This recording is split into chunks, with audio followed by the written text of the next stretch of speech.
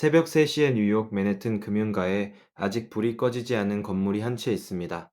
유리창 너머로 보이는 것은 수십 명의 양복 입은 사람들이 긴 테이블에 둘러앉아 얼굴을 붉히며 논쟁을 벌이고 있는 장면입니다. 커피 잔은 식은 지 오래고 넥타이는 풀어헤쳐져 있으며 서류 뭉치가 바닥에까지 흩어져 있습니다. 이 방 안에서 벌어지고 있는 한판 승부가 전 세계 금융 질서를 통째로 뒤집어 놓을 수 있다는 사실을 바깥 세상은 아직 모르고 있습니다.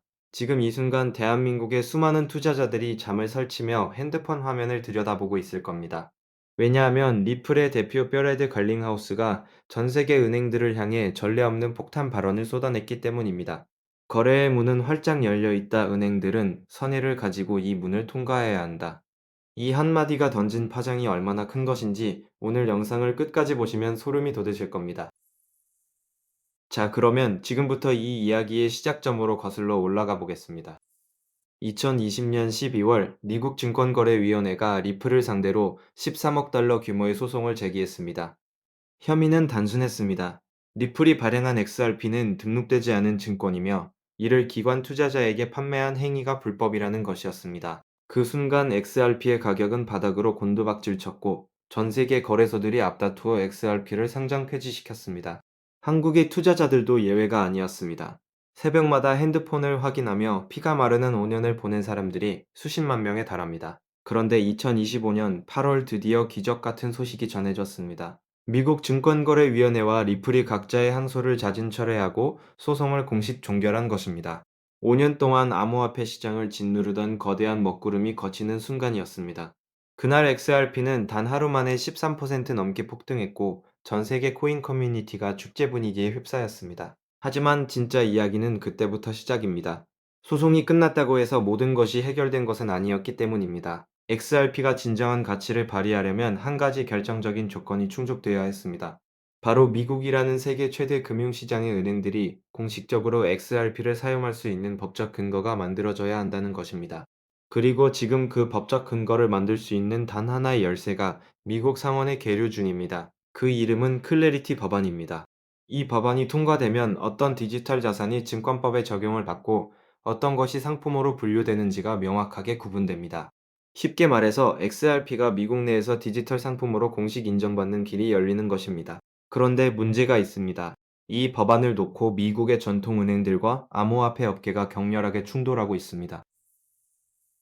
쟁점은 의외로 단순합니다. 안정화 화폐 보유자에게 이자 수익을 줄 수 있느냐 없느냐의 문제입니다. 코인베이스 같은 주요 거래소는 사용자를 끌어들이려면 수익 지급이 필수적이라고 주장합니다. 반면 은행들은 안정화 화폐가 높은 수익률을 제공하면 기존 은행 예금이 대거 빠져나가는 예금 이탈 사태가 벌어질 것이라며 강력히 반대하고 있습니다. 여기서 잠깐 생각해 보십시오.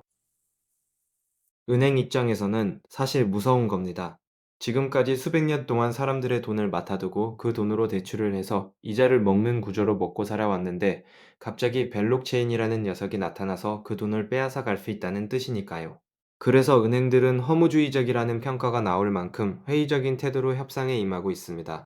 백악관도 중재에 나섰습니다. 디지털 자산자문위원회가 보유량에 따른 이자 지급은 안 되지만 활동과 거래에 연동된 보상은 허용하겠다는 절충안을 내놓았습니다. 하지만 은행들은 여전히 고개를 젓고 있습니다. 바로 이 교착 상태 한가운데서 버레드 갈링하우스가 입을 연 것입니다. 그는 은행들을 향해 성실하게 협상에 임하라고 정면으로 압박했습니다. 장애물은 시기나 절차가 아니라 전통 은행들이 건설적인 타협안을 수용하려는 의지가 부족한 것이라고 꼬집었습니다. 그리고 한 가지 숫자를 제시했습니다. 클래리티 법안이 4월까지 통과될 확률 80%, 리플의 최고 법률 책임자인 스튜어트 알데로티도 가세했습니다. 업계와 은행 간 협상이 이어지면서 진전이 있을 수 있다고 말하며 갈링하우스의 낙관론에 힘을 실어주었습니다. 자, 그러면 이 법안이 정말 통과되면 무슨 일이 벌어지는 걸까요? 첫 번째로 XRP가 미국 내에서 디지털 상품으로 확정됩니다. 이것은 단순한 분류가 아닙니다. 미국 은행들이 합법적으로 XRP를 사용할 수 있다는 뜻이기 때문입니다. 두 번째로 리플의 주문형 유동성 서비스를 미국 은행들이 공식 채택할 수 있는 법적 근거가 마련됩니다. 이 주문형 유동성이라는 것은 쉽게 말해서 국경을 넘는 돈의 이동을 XRP를 매개로 3초 만에 처리하는 기술입니다. 기존에 사흘에서 닷새가 걸리던 해외 송금이 눈 깜짝할 사이에 끝나버리는 겁니다. 2025년 2분기 기준으로 이미 리플의 주문형 유동성 서비스를 통해 1조 3천억 달러의 거래가 처리되었습니다. 이 규모가 법안 통과 이후에 얼마나 폭발적으로 늘어날지 상상이 되십니까? 세 번째로 XRP 현물 상장 지수펀드 승인의 물꼬가 트입니다. 사실 이미 물꼬는 트이기 시작했습니다. 2025년 11월에 XRP 현물 상장 지수펀드가 승인되었고 프랭클린 템플턴이 출시한 상품은 2억 9,954만 달러를 유치했습니다. 카나리 캐피탈은 4억 달러를 끌어들였고 비트와이즈는 3억 3,156만 달러, 그레이스케일은 2억 3,439만 달러를 모았습니다. 2026년 초에만 XRP 상장 지수펀드 유입 자금이 10억 달러를 돌파하며 XRP 가격이 25% 급등하기도 했습니다. 그런데 아직 세계 최대 자산운용사가 빠져 있습니다. 바로 벨렉록입니다. 갈링하우스는 델렉록이 XRP 현물 상장 지수펀드 시장에 진입하기에 지금이 정말 좋은 시기라고 공개적으로 발언했습니다. 카나리 캐피탈의 대표는 2026년 말까지 벨렉록의 진출 가능성을 점쳤습니다. 벨렉록이 시장에 참여할 경우 수십억 달러 규모의 신규 자금이 유입되며 XRP의 유동성과 시장 지배력이 한 단계 더 올라갈 것으로 기대됩니다. 하지만 여기서 끝이 아닙니다. 더 큰 그림이 있습니다.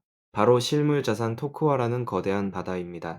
리플은 XRP를 단순한 결제용 코인에서 전 세계 실물자산 토큰화 생태계의 금융 기반으로 진화시키고 있습니다. 부동산, 채권, 금, 다이아몬드 같은 현실 세계의 자산을 블록체인 위에 올려놓는 것이 실물자산 토큰화입니다. 실제로 XRP 원장은 최근 두 달 만에 13억 달러 규모의 토크화 자산을 추가했습니다. 2억 8천만 달러 규모의 다이아몬드 토큰화도 XRP 원장 위에서 이루어졌습니다. 이 시장의 규모가 얼마나 되는지 아십니까? 30조 달러에서 일부에서는 400조 달러까지 추산하는 사람들도 있습니다. 물론 400조 달러라는 숫자에는 과장이 섞여 있을 수 있습니다. 하지만 보수적으로 잡아도 30조 달러라는 상상을 초월하는 시장이 XRP 원장 위에서 열일을 하고 있는 것입니다. 여기에 더해 올해 초 아마존이 리플과 역사적인 동맹을 맺었다는 소식도 들려왔습니다. XRP를 공식 결제 통화로 채택할 가능성이 제기되며 시장은 다시 한번 들썩였습니다. 독일의 도이체방크도 국경 간 결제와 외환 거래 디지털 자산 수탁 영역에서 리플의 기반 시설 활용을 확대하고 있습니다. 2026년 초 리플은 기업 자금 운용 방식까지 바꾸는 통합 결제 솔루션을 출시했습니다. 재무 담당자가 하나의 화면 안에서 기존 법정 화폐 계좌와 XRP 같은 디지털 자산을 함께 관리할 수 있는 시스템입니다. 처리 거래량은 1천억 달러를 돌파했습니다. 지금 벌어지고 있는 일들을 한 발 물러서서 바라보면 거대한 퍼즐 조각이 하나씩 맞춰지고 있는 것이 보입니다.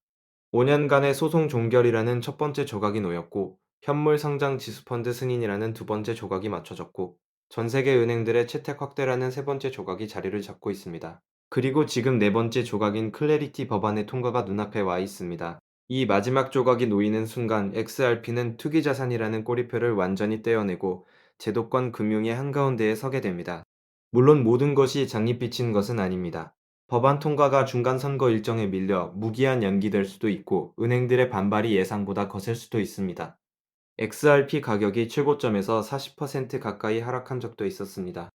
파생상품 거래 감소와 유동성 축소가 단기적으로 가격을 압박할 수 있다는 분석도 나오고 있습니다. 하지만 큰 흐름은 분명합니다. 전 세계 금융 시스템이 디지털 자산을 중심으로 재편되고 있으며 그 중심에 XRP가 서 있다는 것입니다. 갈링하우스의 폭탄 발언은 단순한 립 서비스가 아니었습니다. 5년간 소송의 지옥을 통과하고 규제의 칼날을 버텨낸 끝에 마침내 은행들의 문 앞에 당당하게 서서 이제 당신들 차례라고 선언한 것입니다.